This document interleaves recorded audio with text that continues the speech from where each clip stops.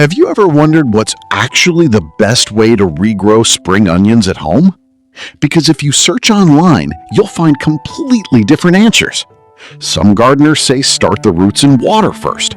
Others insist planting directly into soil is better. But which method actually works? And more importantly, which one grows healthier, faster spring onions over time? So in this video, I set up a simple side-by-side experiment to find out. And honestly, the results completely surprised me. One method had a much faster start, but what happened over the following weeks was even more interesting. By the end of this video, you might change the way you regrow spring onions forever. But before we get into it, I want to ask you something. How do you normally use spring onions in your kitchen? Personally, I love chopping them into fried rice, stir-fry, omelets, sometimes even soups. What about you? Drop it in the comments below. All right, let's get started. Spring onions are one of the easiest vegetables to regrow at home. In fact, most people don't realize that the small root section they throw away after cooking can actually grow into a completely new plant. That's one of the reasons I love them. They're simple, fast-growing, space-efficient, and perfect for beginners. But over time, I kept noticing something. Different gardeners were recommending completely different methods, and both arguments made sense. The water method lets roots develop quickly in a controlled, clean environment. The soil method gives plants immediate access to nutrients. So instead of guessing, I decided to test both myself. Not just to see which starts faster, but which one actually performs better over the long run. Because sometimes the fastest start doesn't become the healthiest plant. Here's exactly how I set up the experiment. I selected 4 spring onions that had been sitting on the kitchen counter for a few days. They hadn't dried out yet, which made them perfect for regrowing. I divided them into 2 equal groups, 2 for water, 2 for soil. Before starting either method, I trimmed off most of the green leaves. The reason is simple. When you shorten the leaves, the plant focuses its energy on producing new roots and fresh growth instead of maintaining old foliage. I also trimmed away the dead roots underneath. This step matters. Dead roots can encourage rotting once the base is placed in water or moist soil. At this point, both groups looked identical, and honestly, I expected them to perform similarly. That assumption would soon change. Method 1. Water. I placed the 2 stumps into a small container with just enough water to touch the root section. It's important not to submerge the entire base. If the whole bottom stays underwater, the plant can begin rotting very quickly. I set the container in a partially shaded spot, in direct sunlight, not too much heat. The setup was clean and simple. No soil, no mess, just water. But in the back of my mind, I wasn't convinced it would hold up long term. Water alone contains almost no nutrients. I decided to stay patient and keep watching. Method 2. Soil. I planted the other 2 stumps directly into loose, well-draining soil rich in organic matter. I pressed the roots in gently, keeping the white base just slightly above the surface, then gave it a light watering. This immediately felt more natural.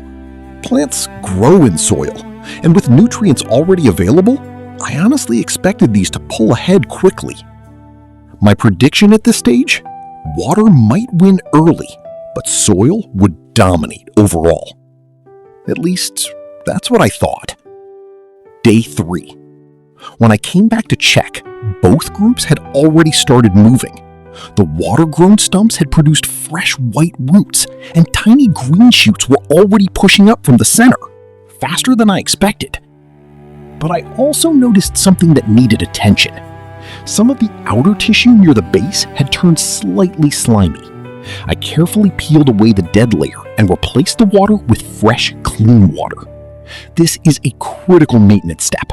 If the water gets dirty, bacteria builds up fast and can damage the plant before it has a chance to establish. The soil-grown stumps had also started producing green leaves, but the growth was visibly slower. What caught my attention though, the leaves looked darker green and slightly sturdier than the water-grown ones. Was the soil already influencing leaf quality, or was the water method simply pushing faster but weaker growth? At this point, it was too early to tell. day 7. 7 days in, the difference became hard to ignore. The water-grown plants had exploded. Long white roots filled the container, and the leaves had shot up surprisingly tall. They looked fresh, full, and vigorous. The soil-grown plants were still growing, but slowly. Shorter leaves, still healthy, but clearly behind. This surprised me. I had expected soil to take an early lead. Instead, the water method was winning, clearly. Which raised a question I didn't have a clean answer to. Was the water method allowing roots to establish faster without resistance? Or was something in the soil actually slowing the early growth down? I honestly wasn't sure, and that uncertainty made this experiment more interesting. At this point, most people would end the test and call water the winner. But I wanted to go further. So I transplanted the water-grown stumps into soil while leaving the original soil-grown plants where they were. Now both groups would grow under the same conditions going forward. I was genuinely curious what would happen next. Would the transplanted plants suffer from the move? Would the soil-grown plants finally catch up?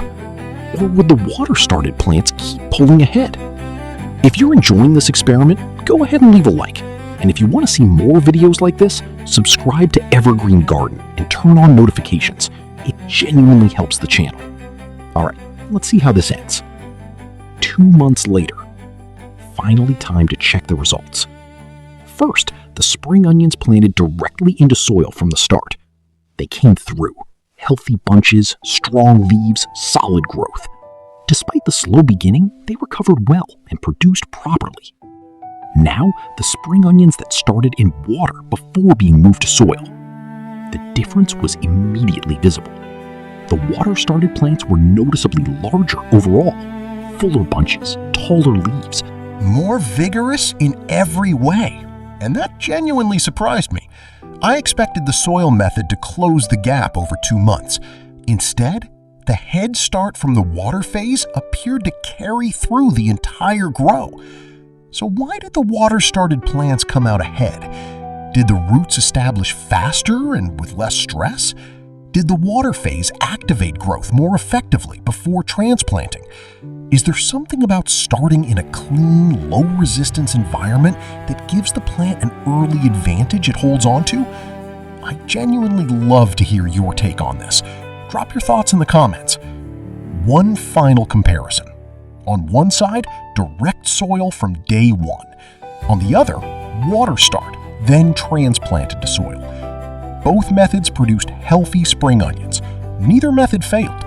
But if your goal is faster early growth, easier root development, and potentially stronger long-term results, starting in water is worth trying.